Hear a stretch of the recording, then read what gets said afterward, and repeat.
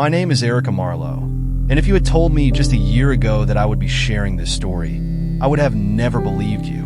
But now, after what happened to me, after what Jesus himself revealed to me during my near-death experience, I have no choice. What I saw, what I was shown beyond this life, is too important to keep to myself. It is something that everyone needs to hear, especially given the times we are living in. I know that many will doubt my words. Some will try to rationalize it away, saying it was just a hallucination or a dream. But I know the truth. I know what I saw. It happened on October 12th, 2023. I had just finished an exhausting shift at St. Mary's Hospital, where I work as a nurse. It was one of those long days where every minute feels like an hour, where the weight of human suffering and responsibility settles into your bones. I had seen so many patients that day, so many stories of pain and healing, and all I wanted was to go home to my husband and my 2 children. The rain had been falling lightly all evening, leaving the road slick and reflective under the glow of the streetlights. My hands gripped the steering wheel as I drove down the familiar roads toward home, the tires of my car slicing through puddles as I thought about what I would do when I got there. Maybe sit on the couch with my husband and watch a movie. Maybe read my kids a bedtime story. But I never made it home. One moment, I was thinking about ordinary things, what to cook for dinner, what time I had to wake up the next morning. And then suddenly, everything changed. The last thing I remember was a pair of headlights flashing toward me, bright too bright. There was no time to react, no time to even take a breath before the violent impact shook the world around me. The deafening sound of metal colliding, glass shattering, tires screeching. And then nothing.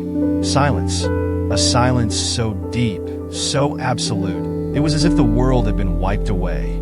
I should have felt pain, but I didn't. I should have felt fear, but there was only calm. Then suddenly I was floating. At first, I didn't understand what was happening. I could see the wreckage below me. My car crushed beyond recognition. Its hood twisted, the windshield shattered. I saw people running toward it, some pulling out their phones to call for help, others covering their mouths in shock. And then I saw my own body, limp, broken, still inside the wreck. It was the strangest thing to look at myself from outside myself. I should have panicked. I should have screamed. But instead, there was a peace unlike anything I had ever known. It was as if I was lighter than air, no longer bound by the weight of the physical world. I watched as paramedics arrived, their voices urgent as they rushed to pull me from the wreckage. I saw them check for a pulse, shake their heads. One of them, a young man with kind eyes, was whispering a prayer under his breath as he worked. I tried to speak, to tell them I'm right here. I'm okay. But of course they couldn't hear me, because I was somewhere else. And then the world around me began to change. At first it was subtle, a shift in the air, a brightness growing from nowhere and everywhere at once. The sounds of the accident, of the sirens, of the voices began to fade. The darkness of the rainy night was swallowed by light, but not like the light of the sun or a flashlight. This light was alive. It wasn't just something I saw, it was something I felt. It surrounded me, filled me, embraced me like a presence more real than anything I had ever known. And then I heard his voice. Erica, just one word, my name. But the moment I heard it, I knew. I knew who it was before I even turned toward the sound, because my soul recognized it instantly. It was Jesus. His voice was unlike anything I had ever heard before. Not just sound, but power and love itself woven into words. It was gentle yet commanding, familiar yet overwhelming. I turned toward him, and though I could not yet see his face clearly, the light was too brilliant, too holy. I felt his presence envelop me completely. Every part of me responded to him. It was as if I had been created for this moment, to stand in his presence, to feel the weight of his love.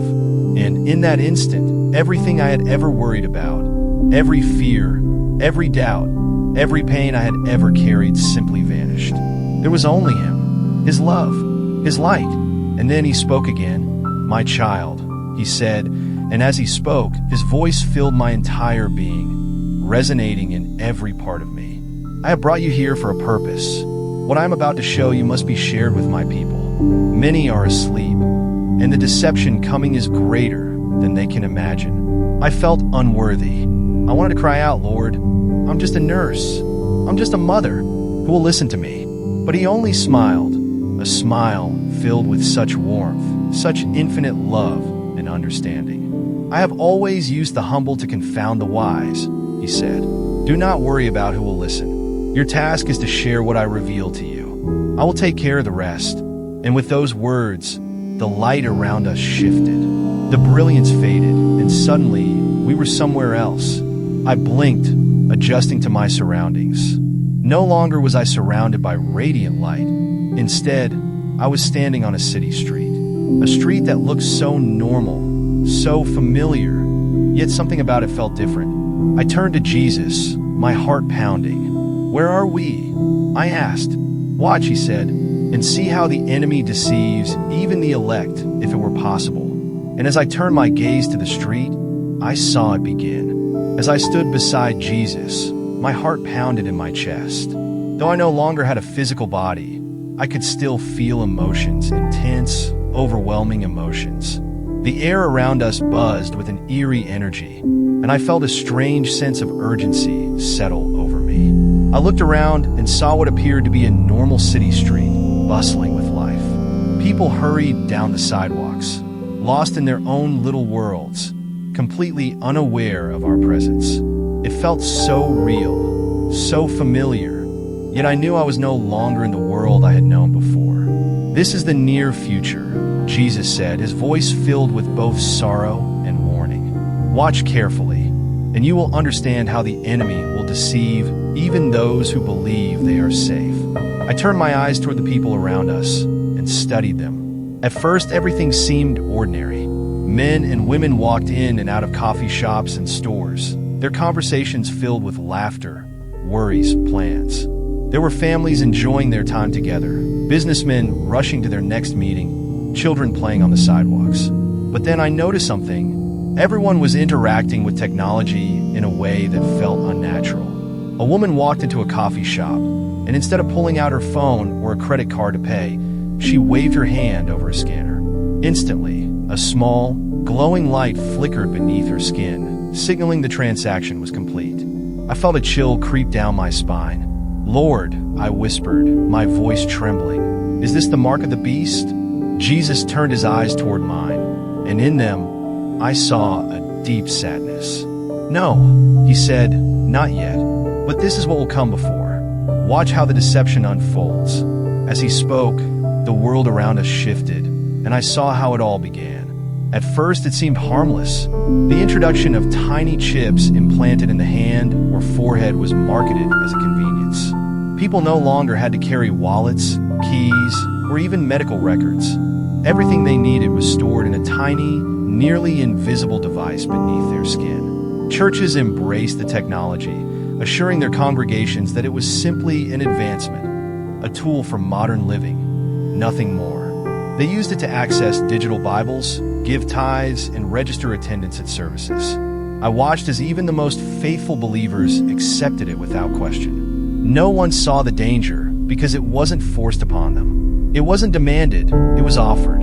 And because it didn't require them to deny their faith or pledge allegiance to anything evil, they saw no reason to resist. It was just technology. "This is how the enemy works," Jesus said, his voice carrying both love and urgency. "He does not force, he persuades. He does not attack openly, he entices." My people would never accept a lie if it came in its true form. So the enemy wraps it in something appealing, something that seems good. I watched as time passed, and the world became more dependent on this technology. Soon, it was no longer just a payment system. It was used to monitor health, track locations, and even predict illnesses before they happened. It could regulate a person's mood, ensure a full night's sleep, and enhance concentration levels. People welcomed these advancements with open arms. Parents lined up to have their children implanted, saying it's for their safety. Now we'll always know where they are. Governments encouraged the universal adoption of the system, promising that it would lead to a safer, more efficient society.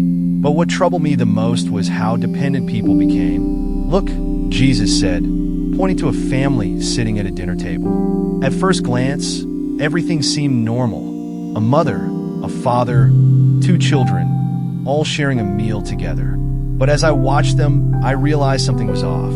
Their conversation seemed scripted. Their facial expressions were measured, controlled, unnatural. There was no depth, no emotion. I saw how the technology influenced them, subtly guiding their thoughts, shaping their opinions, controlling their responses. It was happening so gradually that no one even noticed. Can't they see what's happening to them? I asked, horrified. Jesus shook his head. They see only what they have been told to see. They feel only what they have been allowed to feel. I turned my eyes back to the city, and as I did, I saw something even more disturbing. Those who questioned the system, those who expressed doubt or concern, were being marginalized, cast aside, labeled as conspiracy theorists, troublemakers, or simply afraid of change. Even within the church, those who tried to warn others were silenced. Look how easily my people dismiss what does not fit their understanding, Jesus said. Even among believers, the deception spreads. I saw pastors reassuring their congregations that there was nothing to fear, that these advancements were blessings, gifts from God. I saw churches praising the new technology, encouraging their members to embrace it, even using it as a way to track church attendance, monitor donations, and connect believers worldwide. My people perish for lack of knowledge, Jesus whispered, quoting scripture. They have embraced the wisdom of the world and forgotten the wisdom that comes from above. I watched, unable to look away, as the deception continued to unfold. And then, the world began to change again. The scene before me shifted, and I saw a time of chaos approaching. Banks were failing, power grids were crashing, supply chains were breaking down. Fear swept across the world like a great storm, and in response, a new solution was presented. World leaders appeared on screens everywhere, offering a way to restore order, bring stability, end the crisis. A simple upgrade to the system, an enhancement that would unify the world under one digital network. People were desperate, they were afraid, and so they agreed. Now, Jesus said, watch what happens next. As I stood there, watching the deception unfold, I felt a deep sorrow in my spirit. The people, millions, perhaps billions, were walking willingly into something they did not understand. They embraced their own captivity, believing it to be progress. The world had changed dramatically in just a short span of time. What had once been optional conveniences had now become absolute necessities. The people who refused the implants and digital upgrades were increasingly seen as obstacles to societal harmony. I saw families divided. Parents who accepted the new technology arguing with their children who resisted. Lifelong friendships breaking apart over what seemed like a simple decision. Watch how they will make the people believe they have no choice, Jesus said, his voice filled with sorrow. The vision before me shifted again, and I saw governments introducing new policies. The digital implant was now required to access public services, open bank accounts, and even enter certain buildings. But still, there was resistance. A small group of people, those who had discernment, those who could see what was truly happening, stood firm. They refused to conform. These are my faithful ones, Jesus said, looking at them with deep love. They will be outcasts in the world, but they will be known in heaven. I saw these faithful ones struggling. Some were unable to work, others were cut off from medical care. Parents who refused to implant their children were denied access to schools. The world turned against them, branding them as reckless, foolish, and dangerous. See how the pressure builds, Jesus continued. See how they will be forced, not with violence, but with fear and necessity. Governments introduced financial incentives for those who complied, while businesses penalized employees who did not. Social media was filled with propaganda, urging people to embrace the change for the good of humanity. Celebrities and religious leaders took to platforms to publicly support the new technology. Many pastors claimed it was a blessing, a gift from God, a way to make life easier and better. They speak in my name, but they do not know me, Jesus said, a look of grief in his eyes. The world was being reshaped, and the people welcomed it. Then the vision shifted again, and I saw something that sent a chill down my soul. The moment of no return. The world was in crisis. Massive economic collapses, global food shortages, and an energy crisis had thrown nations into chaos. People were desperate. They wanted security, stability, order. And then the final step was introduced. I saw a great global announcement, broadcast on every screen, heard on every radio, seen on every device.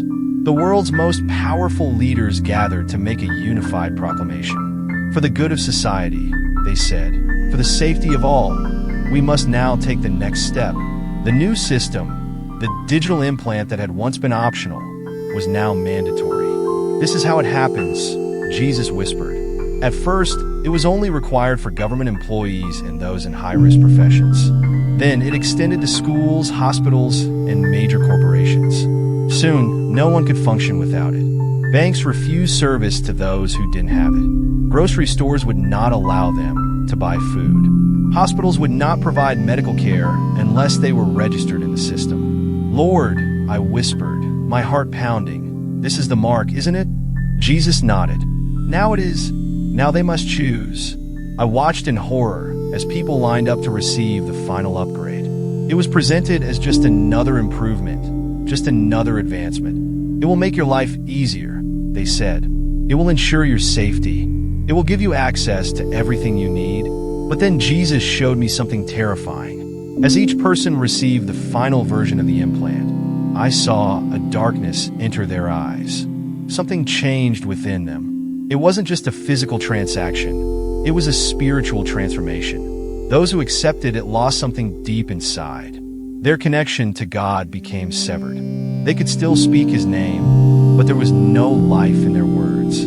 They could still pray, but it was empty, hollow, without power.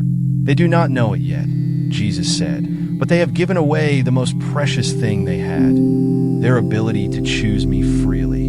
I saw pastors receiving it, church leaders taking it and encouraging their congregations to do the same. It's just technology, they said. It has nothing to do with worship. It's not the mark. But they were wrong, because even though no one was bowing before an idol, even though no one was declaring allegiance to a ruler, they had given themselves over to a system that no longer allowed them to think for themselves. And in doing so, they lost the ability to hear God's voice. The fate of those who refused. I turned my eyes away from the scene, unable to bear it. What about those who refuse? I asked, my voice shaking. Jesus showed me a different group of people. Those who had seen through the deception. Those who had stood firm even when it cost them everything. They had lost their homes. Their bank accounts had been shut down. They were living in hiding, helping one another survive outside of the system. But they glowed with a radiance that the others did not. These are my faithful ones, Jesus said, His voice filled with love. They will suffer, but they will never be alone. I saw miracles happening among them. Food appeared where there was none. Water flowed from unexpected places. They were protected from danger in ways that could only be explained by divine intervention. Just as I provided for Israel in the wilderness, I will provide for them, Jesus assured me. But what about those who already took it? I asked, can they turn back? Jesus' face grew solemn. Not all, he said. Many will be lost, but some, those who took it in ignorance, those who cry out to me in desperation, I will still hear them. There will be those who realize too late, and they will suffer greatly for their mistake. But if they truly repent, I will not turn them away. My heart ached as I saw both sides of the battle, those who had fallen and those who had held fast. The world had become a place of stark contrast, light and darkness, truth and deception, faith and fear. And then the vision shifted again. Jesus looked at me, and his expression was serious. Now, I will show you what happens next, he said. The vision shifted once more, and I felt the weight of eternity pressing upon me. The world had changed beyond recognition. Those who had taken the final upgrade lived in a technological utopia, their every need met by the system that now governed every aspect of their lives. But their eyes were empty. They had everything they needed: food, security, access to everything society had to offer. Yet they were hollow, lifeless. They no longer hunger for me, Jesus said, his voice filled with sorrow. They are satisfied with what the world has given them. Their spirits have been silenced. I saw churches still filled with people, but something was different. The sermons were still being preached, the songs were still being sung, but God was no longer there. Their voices echo in empty halls. Jesus continued, "But I have removed my presence." They have chosen another master. It wasn't that they had openly denied God. Many still claimed to follow him, but they had been severed from his presence. I watched as people sat in church services, content, entertained, unchallenged, completely blind to their own spiritual emptiness. The enemy had succeeded. They had not been forced to deny God. They had simply been led so far away from him that they no longer felt the need for him. The rise of the remnant. But then the vision shifted again. Far away from the cities, hidden in places untouched by the new system, I saw a different group of people. These were the faithful ones. The ones who had resisted, the ones who had lost everything but held on to Jesus. They had been cast out, abandoned, cut off from the world, yet their eyes burned with a light that was unmistakable.